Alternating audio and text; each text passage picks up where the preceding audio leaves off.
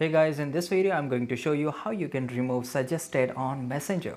So the very first thing that we are going to do, we are going to go to the Play Store, and if you're using iOS then just go to the App Store, and here if you see an option update in the place of open, just make sure that you update the app right now.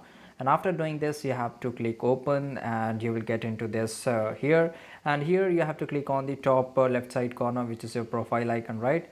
And after that you have to scroll a little bit, and here you will see phone contacts, right? This feature, so click on this, and here if it is turned on, that's why Messenger is suggesting you, right? So make sure that you turn it off. And after that there is another option of manage contacts, so just click on the manage contacts. If it is doesn't get fixed, then here you have to click on the delete all contacts, right? So after deleting all the contacts you will not able to see a single suggest on a Messenger, right?